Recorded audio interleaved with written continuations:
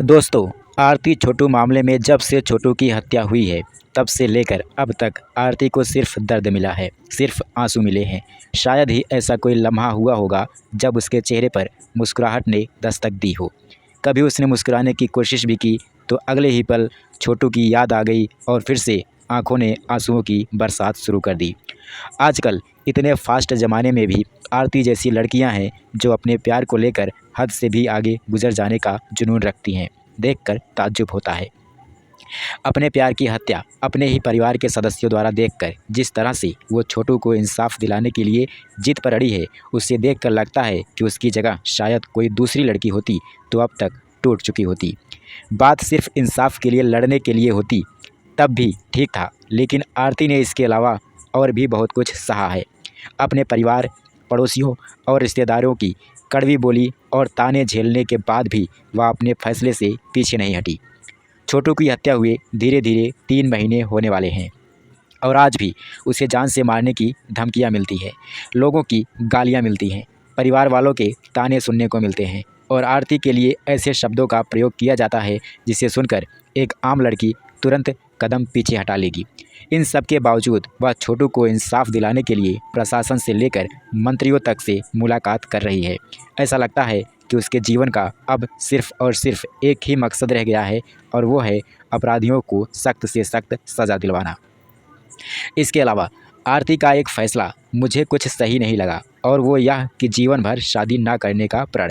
सैद्धांतिक रूप से यह फ़ैसला भले सुनने में अच्छा लग रहा हो, मगर व्यावहारिक रूप से अगर देखा जाए तो यह बिल्कुल भी सही नहीं है, क्योंकि आरती के सामने पूरी ज़िंदगी पड़ी है। अभी वह सिर्फ 19 साल की हैं, पढ़ाई भी अभी पूरी नहीं हुई है कि नौकरी की तलाश शुरू की जा सके। ऊपर से छोटू के माता पिता जिनके घर पर इस समय वो रह रही है, उनका क्या भरोसा कब कौन क्या बोल दे। अभी उनके बेटे को न्याय दिलाना है तो वो आरती को अपने घर पर रखे हुए हैं। क्या पता न्याय मिलते ही आरती उनको बोझ लगने लगे।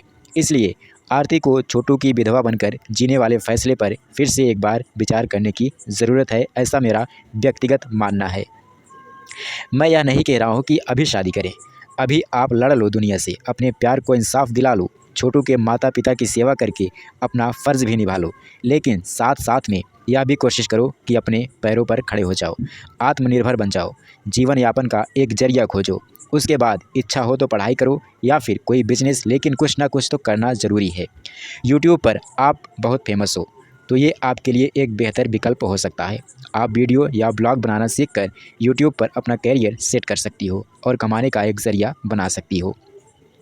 दोस्तों, आप सबसे हमारी गुजारिश है कि आरती जो भी प्रयास करें उसमें आप सब उनका सहयोग ज़रूर करें, उनका सपोर्ट ज़रूर करें, क्योंकि इस समय उनका हित सोचने वाला शायद कोई नहीं बचा है। इसलिए हम सब का कर्तव्य बनता है कि उसे हौसला दें ताकि उनके अंदर फिर जीने की उम्मीद सजे। लोग कहते हैं कि इतने साल माँ बाप ने पालन पोषण किया, फिर भी वह उनके प्यार को भूल गई और 2 साल के प्यार पर सब कुछ दांव पर लगा रही है। ये कैसी लड़की है? तो मैं बता दूं, बात 19 साल के प्यार या फिर 2 साल के प्यार की बिल्कुल भी नहीं है। दोस्त, बात है अन्याय और इंसाफ की। आरती के माँ बाप ने आरती को सही चीज़ के लिए लड़ना सिखाया होगा, तभी वह आज लड़ रही है। डर कर भागना सिखाया होता तो वो भी अब तक भाग चुकी होती। आपको याद रखना चाहिए कि जब एक सच्चा इंसान पुलिस की वर्दी पहनता है तो वह अपराधी को इसलिए कभी नहीं छोड़ेगा क्योंकि वह अपराधी उसका भाई, बाप या रिश्तेदार है। उसका जो फ़र्ज़ है वह उसे निभाएगा। हालांकि ऐसे ईमानदार ऑफिसर अब कम ही बचे हैं। आरती भी इस समय धर्म युद्ध में धर्म का साथ दे रही है, भले ही विपक्ष में उसके सगे घरवाले ही खड़े हैं। कोई कुछ भी कहे दोस्तों, मैं आरती का समर्थन करता हूँ व्यक्तिगत रूप से और हमेशा करूँगा। ये मेरा अपना व्यक्तिगत विचार है। अगर आपको कुछ अलग महसूस होता हो तो आप कमेंट करके हमें ज़रूर बताइएगा। हम आपके फीडबैक का पूरा सम्मान करेंगे और उसके बारे में सोचेंगे ज़रूर।